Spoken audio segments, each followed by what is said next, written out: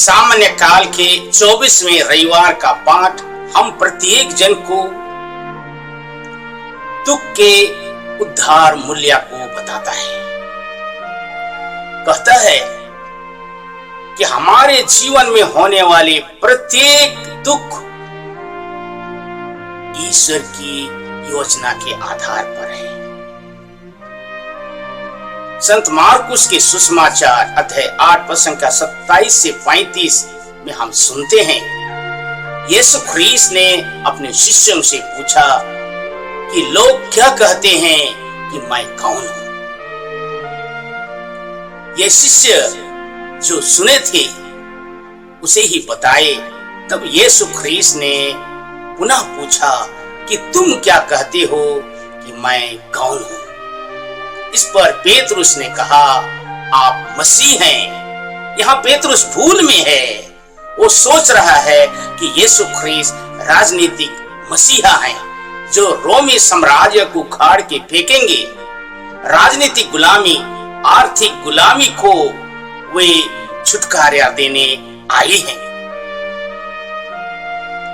परंतु यीशु ख्रीस्त ईश्वर के मसीहा की व्याख्या करते हुए कहते हैं कि मानव पुत्र को बहुत दुख उठाना होगा, नेताओं, महायाजकों, शास्त्रों द्वारा ठुकराया जाना, मार डाला जाना और तीसरे दिन जी उठना होगा। इस पर पेतरुस प्रतिक्रिया करते हुए यीशु को अलग ले गए और फटकारने लगे।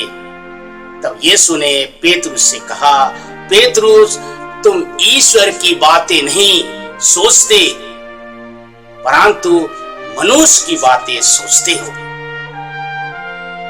यहाँ पर यीशु ख्रीस्त सुख शांति का विज्ञान पढ़ाने नहीं आए। यीशु ख्रीस्त सफलता की हर सीढ़ी को सिखाने नहीं आए। यीशु ख्रीस्त बताने नहीं आए कि हम कैसे दुख से बच सकते हैं, लेकिन यीशु ख्रीस्त हमें बताने आए कि आध्यात्मिक शक्ति के द्वारा हम अपने दैनिक जीवन के क्रूस को सहर्ष स्वीकार कर सकते हैं। इसलिए उसने कहा, अपना क्रूस उठाकर मेरे पीछे बोले। यशायाह नबी के ग्रंथ अध्याय 50 पद संख्या 5 से 19 में पीड़ित सेवक के दयनीय दशा को दर्शाता है। कहता है, प्रभु मेरे आंखें खोल देता है। मैंने ना उनका विरोध किया ना पीछे हटा। मारने वालों के सामने अपने पीठ कर दी, दाढ़ी नोचने वालों के सामने अपने गाल, अपमान करने वालों के सामने मैंने अपना चेहरा नहीं छिपाया। मैं जानता हूं कि प्रभु मेरी सहायता करता है। यहाँ पर यशायाह नबी की भविष्यवाणी यीशु ख्रीस्त में अक्षरशः पूरा होती है कि हम यीशु ख्रीस्त की इन दयनीय दशा को देखते हुए अपने दुख को ख्रीस्त के दुख में सहभागी कर सकें। प्रियजन, सुख के लिए लकलकाते तरसती हुई इस दुनिया के लिए यीशु का दुख भोग और क्रूस मरण एक सपना लगता है, एक कल्पना लगता है।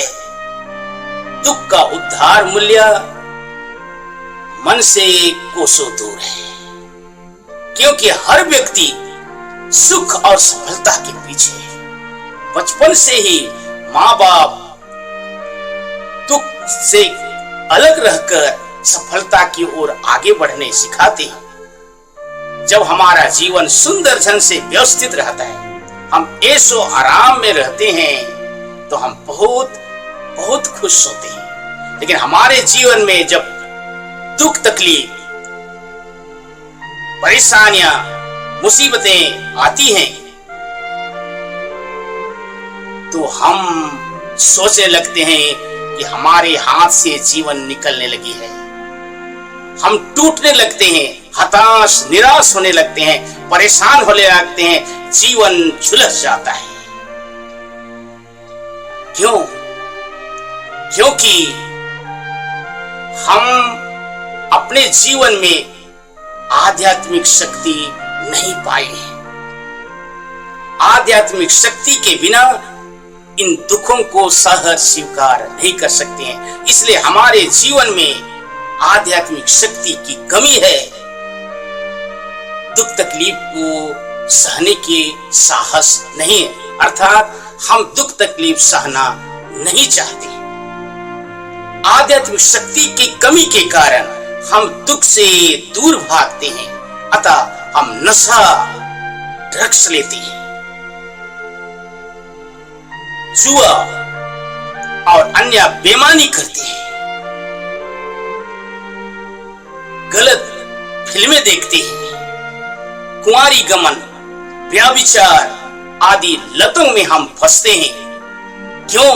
क्योंकि हम सब समय अपने शरीर और मन के सुख के लिए पल पल कार्य करते हैं। जब नहीं मिलता है तो आत्मा को छोड़ हम भटकने लगते हैं।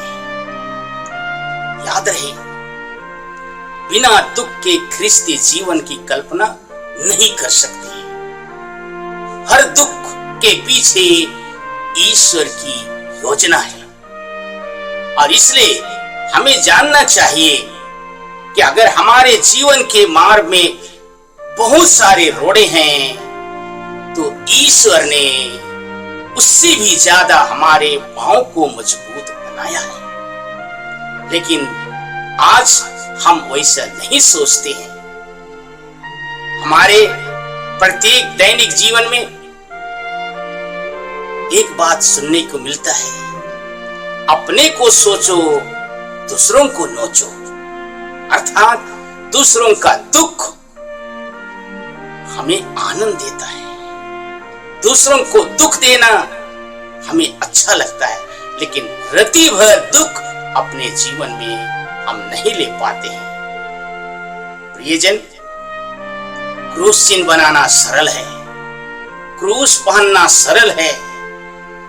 जब हमारे जीवन में क्रूस आती है तो जीवन पथरा जाता है, जीवन बिखर जाता है। इसलिए हम प्रत्येक जन को याद होना चाहिए कि ख्रिस्ती जीवन दुख से सना हुआ है। ख्रिस्ती जीवन क्रूस की छाया में आगे बढ़ता है। हे प्रभु, हम प्रत्येक जन को आध्यात्मिक शक्ति देना जिससे हम दुख को सहर स्वीकार सकें। आमीन।